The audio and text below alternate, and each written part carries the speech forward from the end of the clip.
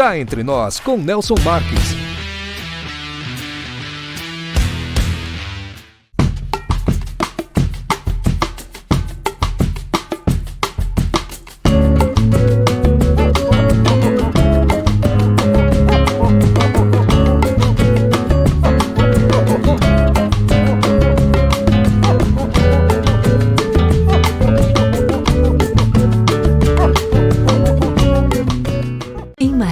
Hospede-se no Estoril Hotel, no centro de tudo, com o conforto que você merece. Ótimas opções de apartamentos, para você desfrutar de dias tranquilos, seja para lazer ou para fazer negócios. A maior estrutura de eventos corporativos da região, academia, pet friendly, estacionamento privativo e coberto e um delicioso café da manhã. Em Marília, reserve o melhor para você. Estoril Hotel.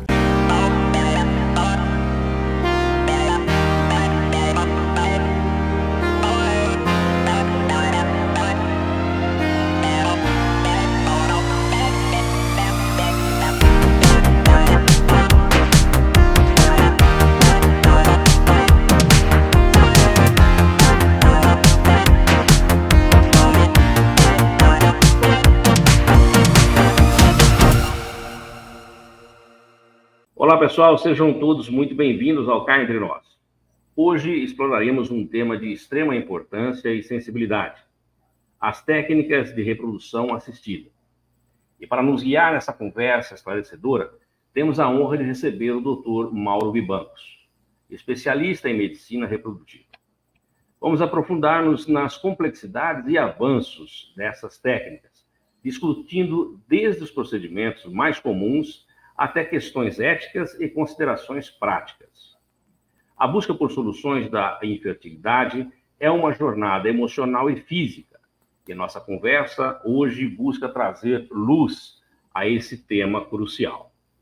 O Dr. Mauro é graduado em Medicina pela Faculdade de Ciências Médicas da PUC de Campinas, tem mestrado em Andrologia e Medicina da Sexualidade pela Universidade de Pádua, e mestrado em Medicina pela Faculdade de Ciências Médicas da Santa Casa de São Paulo. Atualmente, ele é full professor da Pontifícia Universidade Católica de Campinas, Departamento de Urologia, chefe do Serviço de Reprodução Humana do Hospital do Coração de São Paulo, e um dos coordenadores do Fertility Medical Group, pertencente ao FERT Group, o maior grupo da América Latina de reprodução humana, e coordenador das unidades Fertility de Campinas e de Bragança Paulista. Dr. Mauro Bibancos de Rose, obrigado por aceitar nosso convite e é sempre um prazer tê-lo aqui para compartilhar seus conhecimentos e experiências conosco. Eu que agradeço o convite, já a segunda vez, a segunda temática juntos, é sempre um prazer, Nelson. Muito obrigado, doutor. Muito obrigado pela confiança e sempre nos atender aí. Eu sei que a sua agenda é super atribulada, mas o senhor achou um jeitinho de nos atender e a gente lhe agradece muito por isso. Hoje nós vamos bater um papo, então, como eu já disse na nossa introdução, sobre as técnicas de reprodução assistida, esse tema que é tão importante aí para muitas pessoas. E, sem muitas delongas, vamos começar o nosso bate-papo aqui. Eu já vou perguntando para o senhor quais são as técnicas de reprodução assistida mais comuns disponíveis atualmente. Bom, acho que eu vou começar pelas existentes, depois eu vou falando sobre aquilo que é mais comum. A técnica de reprodução assistida é tudo aquilo que a gente faz para um casal engravidar, um casal que não consegue, para uma pessoa isoladamente ou um casal poder estocar sua possível fertilidade no futuro, ou, por último, em que a gente possa trabalhar com os pacientes oncológicos e com erros genéticos. Então, vamos estratificar um pouquinho aqui. O carro-chefe, é claro que são os casais que não conseguem engravidar. E aí existem várias técnicas. Das técnicas desde operarmos os pacientes por doenças que alteram a fertilidade. Existe a relação programada, que é você estipular o dia e o horário da ovulação, ou seja, o momento do namoro, de forma mais assertiva. Existe a inseminação artificial, em que a gente, dentro de certos parâmetros, a gente consegue, nos pacientes, separar uma quantidade de espermatozoides que são, vamos dizer, aptos a nadarem até o óvulo, né? Com mobilidade. Com mobilidade, ele tem que subir o útero, atravessar a trompa e chegar até o óvulo. Então, a mulher também vai ser preparada. E, por último, o carro-chefe, que é a fertilização in vitro, em que a gente abrange quase todas as dificuldades e é um capítulo à parte. Das outras temáticas que eu mostrei, existem sim as pessoas que estão congelando, em especial os óvulos ou os embriões para filhos mais tarde, porque não é o momento, porque querem, em especial as mulheres, esperar o momento mais adequado para, vamos dizer, a maternidade, ou uma opção de querer a maternidade mais tarde. E, por último, nos pacientes oncológicos, o paciente que tem câncer, os oncologistas e os médicos envolvidos, os cirurgiões e todos mais, os radioterapeutas, realmente estão fazendo milagres. Os pacientes têm uma sobrevida e têm curas em índices altíssimos. Porém, tudo tem vamos dizer, uma sequela. Uma delas, em alguma parte deles, é ficar sem a capacidade de filhos e a gente pode estocar. Na última vertente, são pacientes que vêm com uma doença genética se repetindo geração após geração e que a gente tenta evitar isso na prole, que isso não seja, vamos dizer, uma agrura na família, esperar se esse paciente, se o filho vai desenvolver uma doença que já vem afligindo a família durante gerações. Tá. Doutor, excelente. Pegando esse gancho aí de todas essas possibilidades existentes, eu pergunto para o senhor como que a fertilização in vitro, a FIV, não sei se é assim que fala, se é FIV, como é que você fala, funciona e em que situações ela é recomendada? A fertilização in vitro, a FIV, a gente realmente usa nas mais variadas alterações. Então, como ele trabalha com valores unitários, com 1, 2, 3, 5 espermatozoides, então já abrange casos em que o homem tem um problema muito sério de fertilidade. Existem casos até que a gente vai buscar o espermatozoide dentro do testículo, valores unitários mesmo, 1, 2, 3, 5.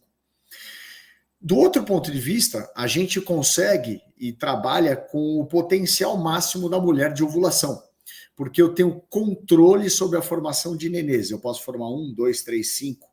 Então, dentro disso, eu também posso abranger, vamos dizer, como é que eu vou te explicar? Conceitos religiosos, de não deixar os embriões guardados, eu posso trabalhar com números menores. Mas, ao mesmo tempo, naquelas pessoas que não têm esse entrave, eu posso trabalhar com uma grade maior de embriões. Então, eu posso formar embriões que são nenezinhos, né? De até 5 dias de vida. Então, a fertilização in vitro, ela é o carro-chefe. De tudo isso que a gente falou, ele perfaz mais de 90% dos nossos tratamentos, pelo fato dele abranger as mais variadas patologias ou doenças, então, como os problemas de trompa, em que a gente não tem a trompa disponível. Então, uma série de situações faz com que a fertilização in vitro seja o carro-chefe desse tipo de tratamento. E, por último, a fertilização in vitro é a única que permite o estudo dos nenês antes de eu colocar. Então, nos pacientes que têm erro genético, é a única forma que eu tenho de saber se o nenê tem a doença ou não associado àquele padrão genético da família. Doutor, uma pergunta que é uma curiosidade minha. Por que geralmente as pessoas, quando fazem uma inseminação artificial, de repente eles têm gêmeos? Tá. Ao invés de um só, consegue... Isso não tem um controle disso? Tem um certo controle dependendo da técnica. Tá. Quando eu faço um casal ovular em casa, para ele namorar em casa, nem sempre nós temos um controle dessa pessoa ovular um único óvulo. Ela pode ovular mais óvulos. E ao namorar, gemelar. Quando eu faço a inseminação artificial, em que eu preparo o sêmen fora e eu coloco dentro do útero, essa mulher também pode ovular mais óvulos e ter gemelar. Mas a maioria dos gêmeos não está associado a isso, como eu falei, a fertilização in vitro. Aí tem uma coisa que nós temos quase que um controle absoluto, porém, a gente, em prol de um resultado, a gente forma mais de um nenezinho e coloca 1 ou 2 nenezinhos normalmente nesse útero de volta. Isso aumenta a minha chance, mas eu aumento minha chance de gemelar, né? De gêmeos. Claro que se houver uma restrição, por exemplo, médica, esse útero já foi operado, não pode ter gêmeos de jeito nenhum, ou uma restrição até social, eu já tenho muitos filhos de outra união, a gente pode pôr um por vez. E a chance desse embrião se dividir ele por si só é muito pequena. Então, o controle da fertilização in vitro, que é o que a gente mais vê gêmeos por aí, ele é perdido um pouquinho em prol de um resultado maior. Então, vamos trazer para números. A gravidez de gêmeos na natureza é de 0,8% a 1% no máximo. Na fertilização in vitro, gira em torno de 20%. Então, também, a cada 5 casos que engravidam, 4 não terão gêmeos. Então, depende do copo meio cheio, meio vazio. Acho que depende do olhar que você tem. Ok. E quais são as principais indicações para a inseminação artificial como técnica de reprodução assistida? A inseminação artificial, normalmente, ela é feita, ela existe algumas outras pequenas indicações, mas a principal é quando o homem tem um problema em que a contagem de espermatozoides tem uma diminuição, mas não é uma diminuição importante. E a gente faz um teste, na verdade, faz uma simulação para saber se ele tem pelo menos 5 milhões de espermatozoides que se movimentam. Então, deixa eu fazer um norte para você. Um espermograma, ele tem normalmente 15 milhões de espermatozoides por ml, e a gente ejacula de 2 a 4 ml. E desses 15 milhões, 32% tem que se movimentar. Ok, esse é um espermograma normal. Existem pessoas que vão ter, por mais variados motivos, vão ter uma queda na produção seminal. Aí a gente pega esse espermograma com alteração e submete ele a uma separação. Existe uma metodologia no laboratório para separação. E se eu conseguir recuperar 5 milhões de espermatozoides que se movimentam, eu consigo, se movimentam o que a gente chama de direcional, né? Ele tem uma movimentação num sentido, eu posso tentar a inseminação, se do outro lado tiver uma mulher com boa quantidade de óvulos, uma boa trompa, todas as condições. Então a inseminação tem uma indicação um pouco mais precisa, diferente da fertilização, que ela abrange praticamente todo mundo. Tá. Doutor Mauro, e como que a injeção intracitoplasmática de espermatozoides difere da fertilização in vitro convencional? A injeção intracitoplasmática, então injetar, dentro. Lá, eu não sei lá quem está nos escutando, mas lá nas ciências, no colegial, na biologia, a gente sabe que a célula tem uma capa, e essa capa tem uma geleia lá dentro. Essa geleia chama-se citoplasma. Então, injeção intracitoplasmática é jogar o espermatozoide dentro do óvulo, é não esperá-lo entrar naturalmente. Então, ele forçosamente faz espermatozoide entrar e aumenta muito as nossas chances desse embrião se desenvolver. A fertilização clássica, ele é deixar o espermatozoide passar por essa membrana de forma espontânea. Então, tem indicações tanto de um quanto de outro. Aí existem, vamos dizer, nos laboratórios padrões. Se eu tenho poucos óvulos, eu vou para a injeção intracitoplasmática. Se eu tenho pouco espermatozoide, assim vai. E existem laboratórios no mundo que optam sempre pela injeção intracitoplasmática, ou ICSI. O pessoal lá fala muito ICSI. Então, isso depende de cada situação. Existem laboratórios que usam mesclado, tanto um quanto o outro.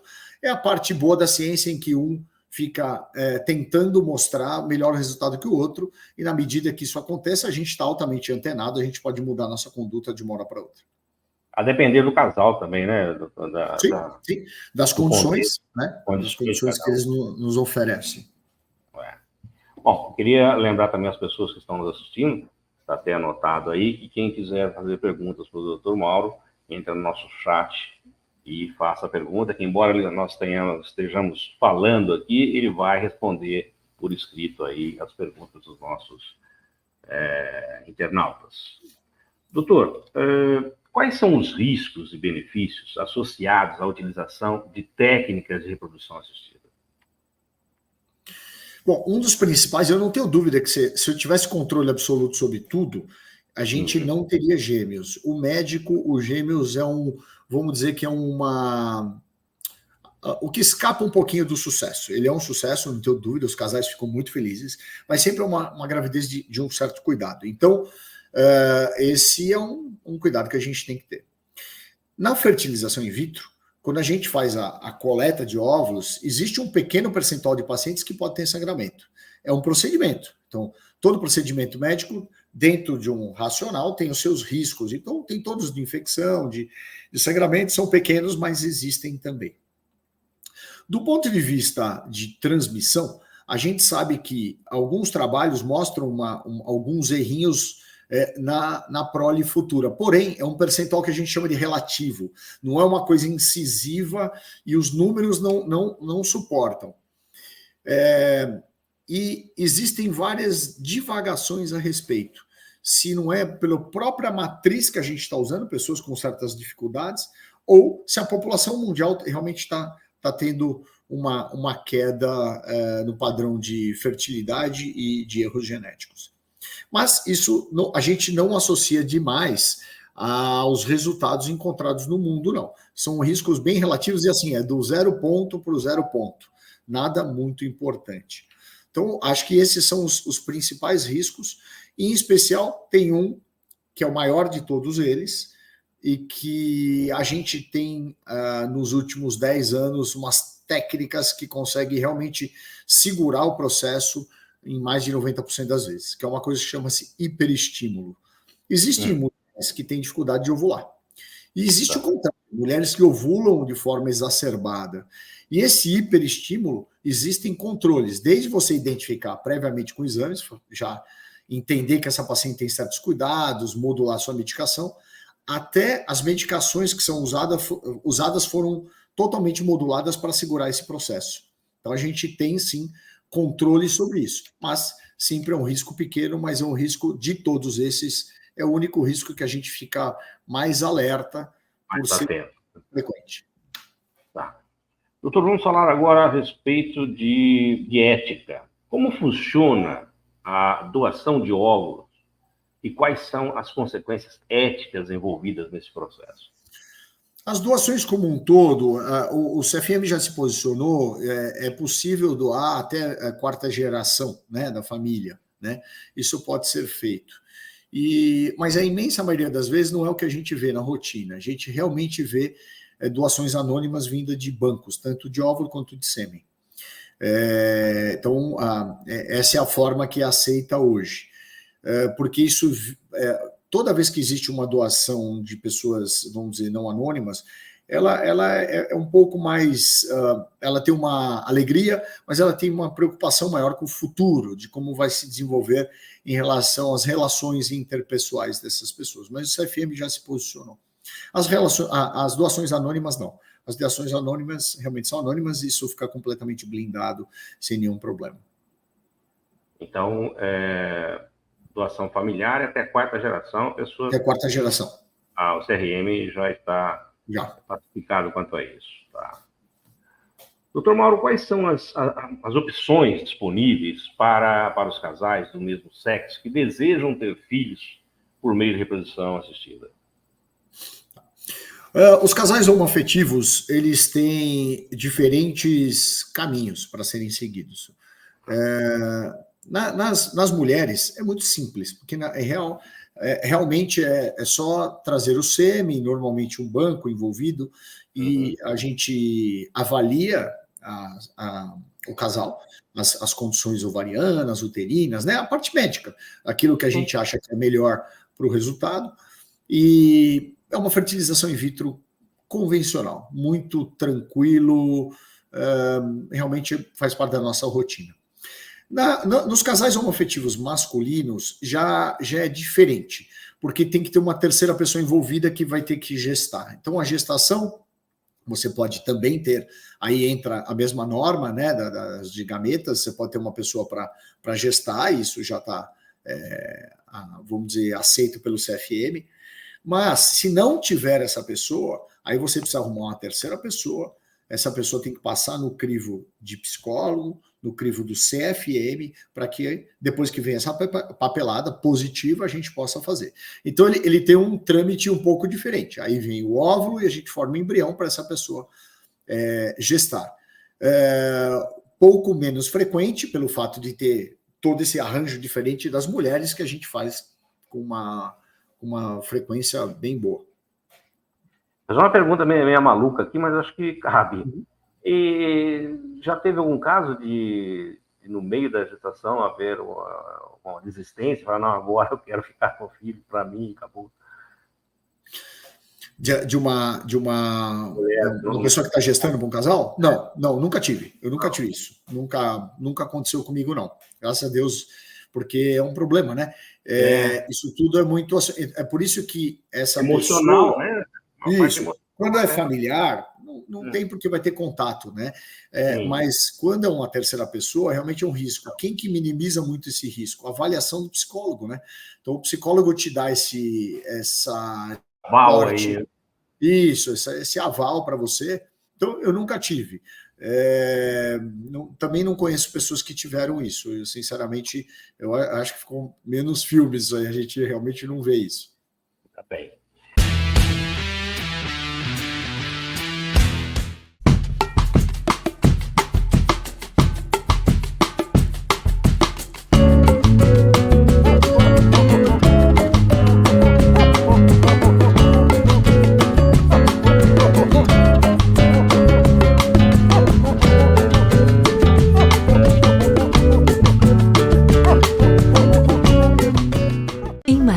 Hospede-se no Estoril Hotel, no centro de tudo, com o conforto que você merece. Ótimas opções de apartamentos, para você desfrutar de dias tranquilos, seja para lazer ou para fazer negócios. A maior estrutura de eventos corporativos da região, academia, pet friendly, estacionamento privativo e coberto e um delicioso café da manhã. Em Marília, reserve o melhor para você. Estoril Hotel.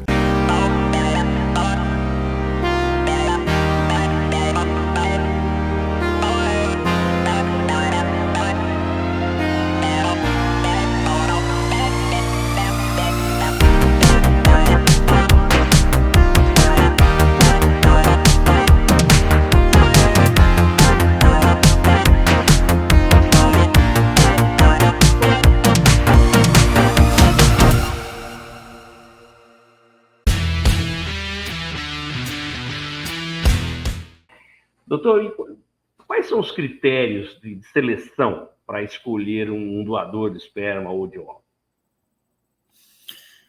Existem critérios como critérios técnicos. Então, vamos dizer que doenças na família, erros genéticos, alguma coisa que venha se repetindo. Isso não pode ser feito. Existem critérios que são do próprio espermograma. Tem que ser uma pessoa com uma fertilidade, né? Com todos os parâmetros dentro da normalidade, né? Então, em especial o homem, é fácil verificar, porque o espermograma, análise do sêmen, você consegue verificar como verifica qualquer outro exame laboratorial. Nas mulheres, existe o padrão de idade, então abaixo dos 35 anos, idealmente, e tem formas de ler esse ovário, a potência do ovário, tanto com ultrassom, como um exame que chama hormônio antimileriano. Porque como a mulher não ejacula, a gente precisa de exames paralelos, que a gente chama de subsidiários, para ler dentro dela a quantidade de óvulos, para também entender a potência dessa mulher.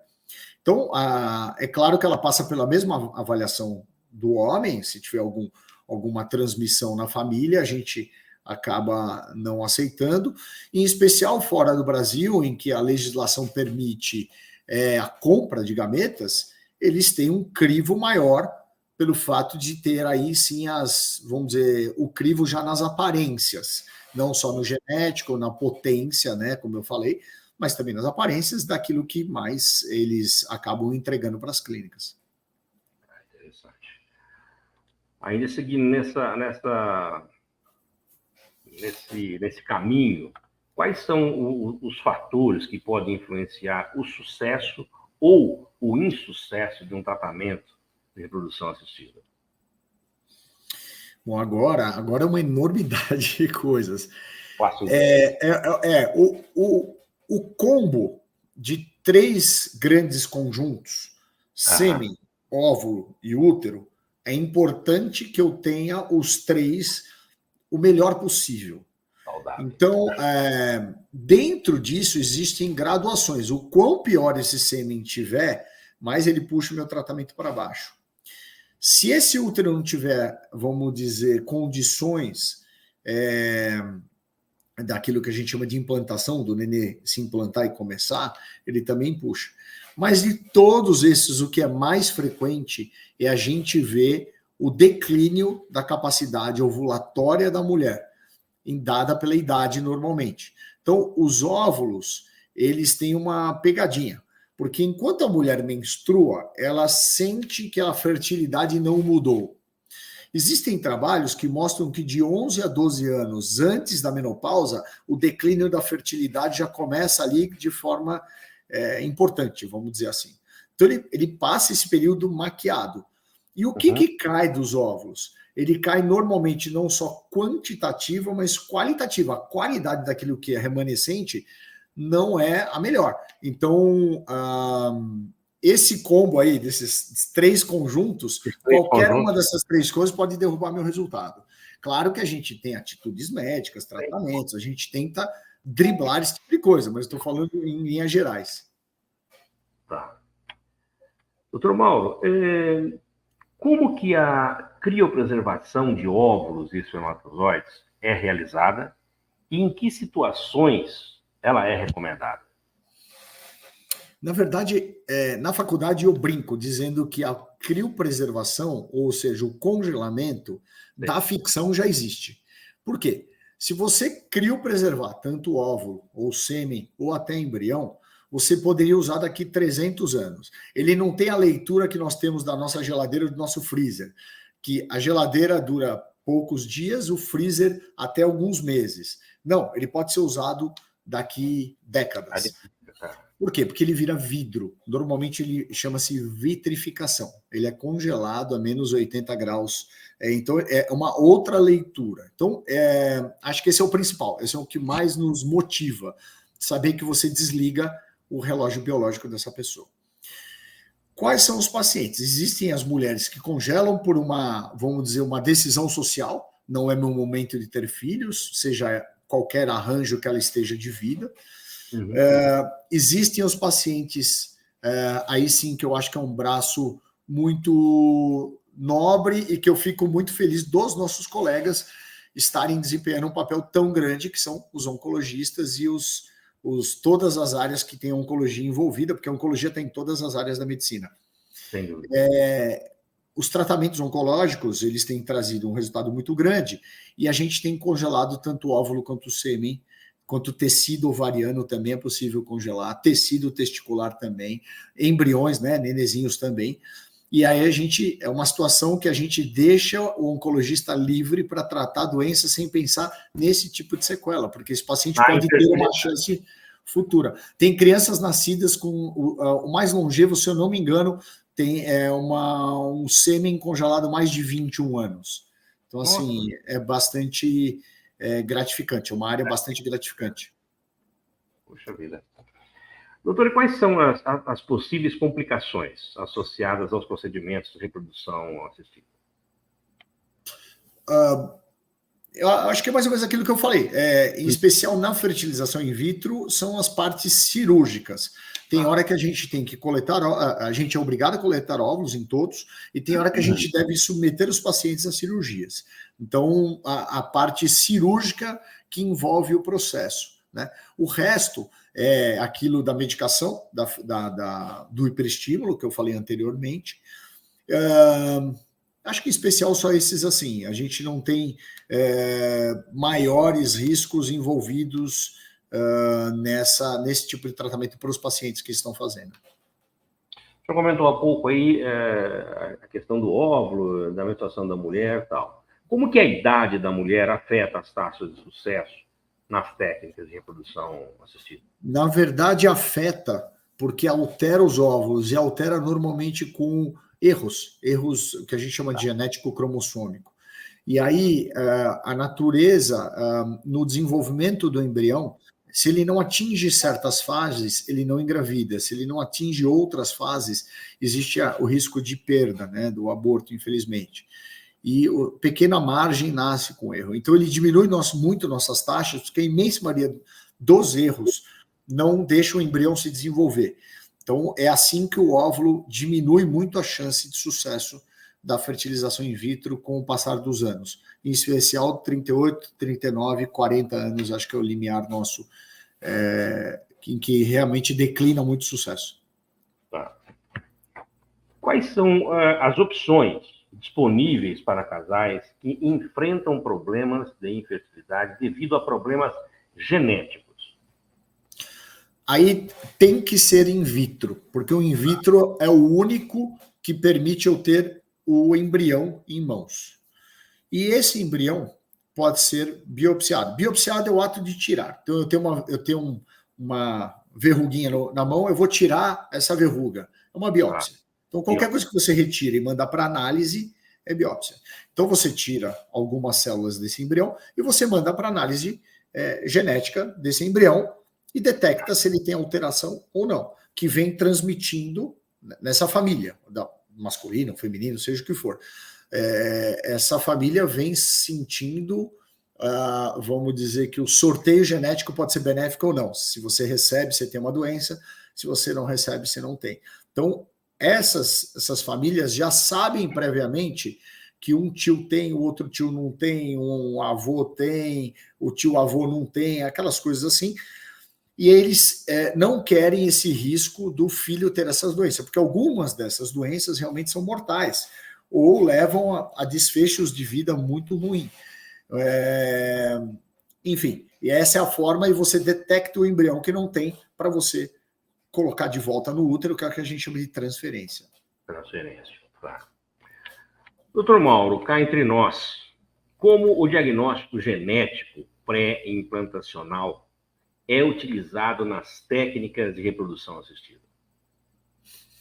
Esse foi um exemplo, quando a gente sabe que tem um erro anterior, né? Tá. A segunda indicação, quando as mulheres vão atingindo idades mais velhas, os erros aumentam. Então, tem síndromes que podem serem transmitidas, por exemplo, síndrome de Down. Então, a gente pode detectar antes. 3, existe uma indicação não absoluta, assim, tem que fazer, né, o que a gente chama de relativo, quando o homem tem uma contagem seminal muito baixa, ou seja, o dano está muito grande, tem um certo acréscimo, então a gente pode. Por último, existe uma indicação que é quando pacientes estão em fertilizações negativas consecutivamente. Faz 2, 3, 5, 10 tratamentos, e essa é uma forma de você detectar se existe algum embrião normal, porque, em tese, os embriões normais têm uma maior taxa de gestação do que aqueles que têm alteração. E sem contar que você acaba analisando, vamos dizer, o potencial desses nenezinhos. Se eles são normais, eles têm um potencial mais alto. Então, essas são as indicações que a gente tem. Por último, existe uma indicação em pacientes que têm perdas, engravidam em casa e vão perdendo consecutivamente, o que a gente chama de aborto de repetição, e que não existindo nenhum outro fator. Então, esse é um capítulo à parte. Aborto de repetição é um capítulo. Meu mestrado é nisso. É um capítulo à parte, sim. O que eu fiz no Brasil, da Itália, eu fiz já na parte masculina. Então, são pacientes que não tendo outro, vamos dizer, viés, existe uma forma e um pensamento de que esses embriões têm alteração, e estudar esses embriões antes através da técnica que você falou, que é da biópsia do embrião. Quais são as tendências e avanços recentes na área de reprodução assistida? Existe uma recente, não tão recente, mas recente, e que talvez seja o carro-chefe de todas essas ondas, que é uma tecnologia que chama time-lapse. Ele vai fotografando o embrião. Até pouco tempo atrás, quando você formava o nenê no laboratório, você quer checar esse embrião como ele está, todo dia. Então, o primeiro dia de vida, segundo dia de vida. Então, ele fica num ambiente perfeito, que é uma estufa, em que tem CO2, oxigênio, temperatura, pH, todo coordenado. E você não tem acesso a essa estufa. Então, você retira esse embrião e verifica. Quando você verifica, você olha o embrião por alguns minutos, você devolve. Então, ele pode desestabilizar nessa retirada. Então, o time-lapse, ele é uma técnica associada a essas estufas. A gente não tira mais. Então, hoje, eu olho o embrião em tempo real. A segunda coisa, quando eu olho esse embrião, eu olho no horário comercial, né? Ninguém vai olhar 3 da manhã. Então, existem eventos que começou a se entender desse embrião nessa dinâmica fora dos horários, e a gente tendia a olhar uma única vez. Então, por exemplo, se você olhou às 9 da manhã, você não vai ver às 2 da tarde de novo, porque quanto menos você retira, melhor. Então, passava muito à margem a nossa avaliação. Então, com essa tecnologia, a gente tem maior desempenho, mais embriões e melhor escolha. Então, dentro daquilo, das imagens, a gente conseguiu, hoje existe um score mundial, é uma empresa que vem fazendo notas para esses embriões, olhando as imagens do mundo inteiro, e a gente está afinando para tentar detectar o embrião que vai engravidar e o embrião sem a biópsia, ainda não está afinado completamente, mas tem uma leitura bastante boa, sem a biópsia da normalidade dele ou não. Então, existem eventos que acontecem com os embriões alterados, que não acontece com o embrião normal e vice-versa. Então, essa é a nova onda. No seguinte sentido, existem, e aí nós estamos fazendo algumas pesquisas, em muito pouco tempo, se Deus quiser, em 1 ano, nós vamos apresentar um resultado de alguns selecionamentos que a gente chama de gametas. Então, a ideia hoje é tentar até selecionar melhor, porque eu brinco que o laboratório é que nem pedreiro, você precisa dar um bom cimento, um bom tijolo, porque milagre nós não vamos fazer. Então, o quão melhor a gente preparar esses pacientes, desde o ponto de vista clínico, tratamento e escolha, menos o laboratório tem que trabalhar e maior a taxa de sucesso. Perfeito. Pô, doutor, olha só, o nosso tempo voou, hein? Que bom. O senhor realmente é uma pessoa que faz com que as nossas entrevistas fluam de maneira muito tranquila e muito bacana, deixando um gostinho de quero mais. Muito obrigado. Eu agradeço muito, doutor, a sua participação, muito valiosa aqui no Cá Entre Nós. A sua experiência na área de reprodução assistida trouxe insights fundamentais para a nossa conversa. Esperamos poder contar com a sua colaboração em outras oportunidades futuramente aqui no nosso programa. Eu que agradeço o convite, sempre disponível, sempre agradável, e o que a gente puder espalhar de conhecimento, a gente deixa as pessoas mais seguras de saberem aquilo que pode ser feito por elas. Verdade. Doutor, eu vou, neste momento, colocar os seus contatos aí na nossa tela e também pedir para que o senhor, por gentileza, deixe uma mensagem para os nossos seguidores que estão aí assistindo a nossa entrevista. Eu acho que a grande mensagem hoje, ela tem a ver com o que nós mesmos estamos fazendo aqui. A gente precisa saber hoje distinguir as informações. As informações estão muito espalhadas e de forma sempre com um embasamento semi-técnico. Hoje tem internet, tem como aprender a separar isso. E espero ter contribuído um pouquinho com cada dessa gotinha de uma boa informação para vocês. Me ponho sempre disponível, tanto na vida privada quanto na faculdade. É um prazer grande poder ensinar desde o leigo aos meus alunos. Muito obrigado, doutor. Pode ter certeza que foi de grande valia a sua participação aqui, como sempre.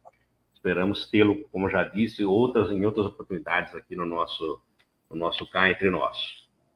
Bom, pessoal, eu conversei com o médico especialista em medicina reprodutiva, Dr. Mauro Bibancos de Rose. Semana que vem tem mais um entrevistado aqui no nosso programa, e é claro, sempre escolhido por você, que nos segue nas redes sociais e que também constantemente está enviando os seus e-mails, sugerindo as pautas a serem tratadas aqui no nosso programa. Nunca é demais lembrar que, se você ainda não se inscreveu no nosso canal, Por favor, inscreva-se, ative o sininho para receber as nossas notificações. Aproveita que você está por aí, deixa aquele like para o nosso programa. E, é claro, divulgue os nossos vídeos em suas redes sociais e também nos seus grupos de WhatsApp. Dr. Mauro, mais uma vez, muitíssimo obrigado e também agradeço a todos que ficaram conosco até agora e até a semana que vem, se Deus quiser. Solta a vinheta. Cá entre nós com Nelson Marques.